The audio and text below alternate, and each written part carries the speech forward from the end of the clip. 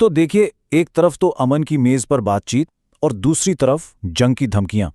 एक ही वक्त में ये दो अलग अलग मुहाज। आखिर अमेरिका और ईरान कर क्या रहे हैं?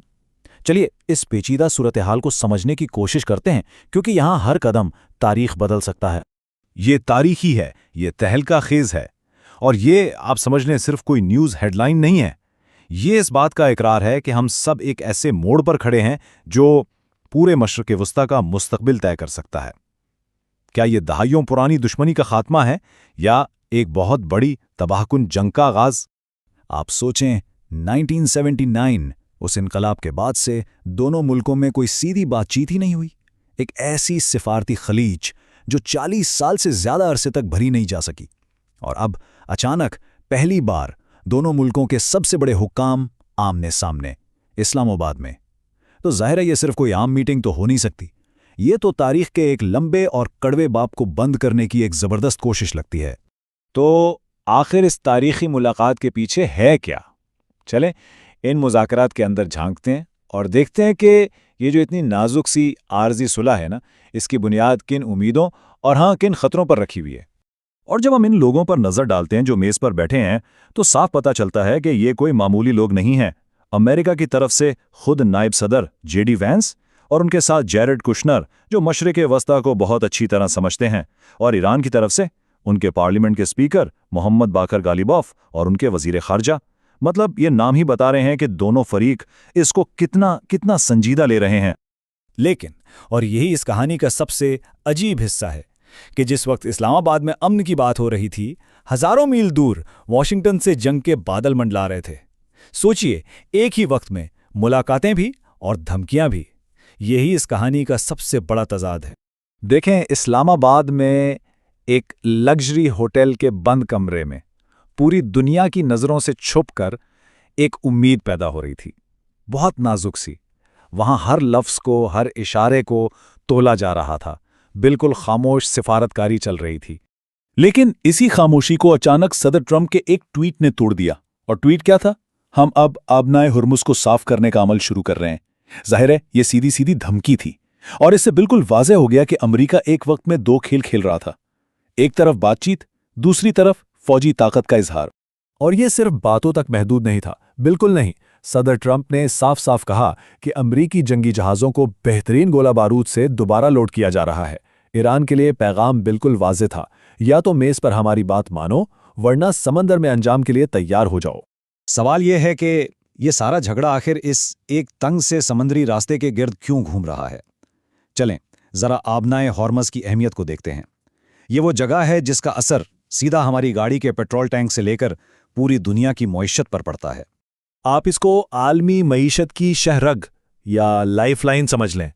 दुनिया भर में जो भी तेल इस्तेमाल होता है ना, उसका 20% यानी हर 5 में से 1 बैरल यहीं से गुजरता है। तो अगर खुदा ना खास्ता ये रग बंद हो जाए तो पूरा आलमी माशी निज़ाम अचानक रुक सकता है, बिल्कुल मफलूज हो सकता है। इस बहरान से पहले की बात करें तो इस आबनाए से रोज़ाना करीबन 138 जहाज़ गुजरते थे। एक शोर, एक हलचल रहती थी।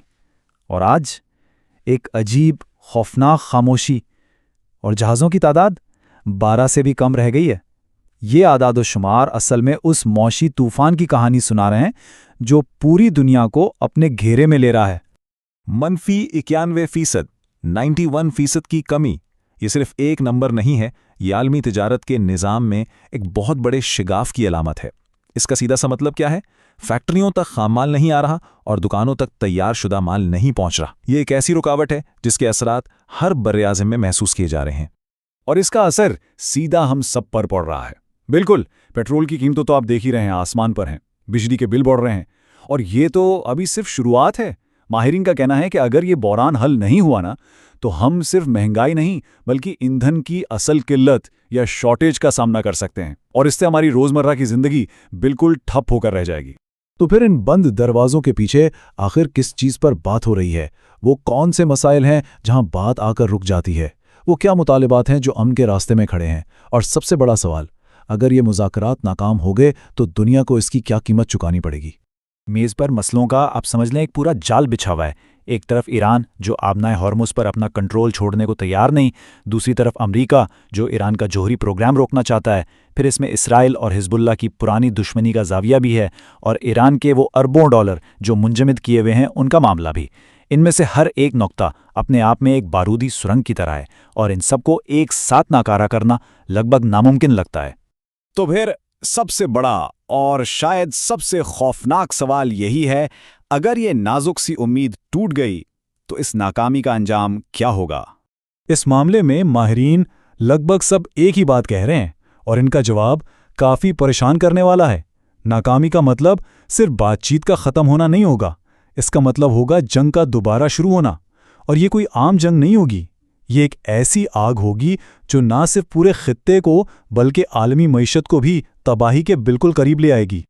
اور یہ سمجھنا بہت ضروری ہے کہ یہ آگ صرف تہران یا واشنگٹن تک نہیں رہے گی، اس کے شعلے پوری دنیا کو اپنی لپیٹ میں لے سکتے ہیں، اور شاید ہی یہی وجہ ہے کہ دنیا کا ہر بڑا دارالحکومت سانس رو کے ان مذاکرات کو دیکھ رہا ہے۔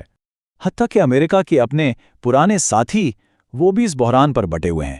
خلیجی ریاستوں کو لے لیں، جو کبھی امریکہ کے سب سے قریبی اتحادی تھے، اب ان کو امریکہ کے وعدوں پر یقین نہیں رہا، اور یورپ میں وہ تو اس ممکنہ جنگ کو غیر قانونی کہہ رہے ہیں، اور اتنا ہی نہیں، وہ تو ابھی سے اس کے معاشی اثرات جیسے جیٹ فیول کی کمی محسوس کر رہے ہیں۔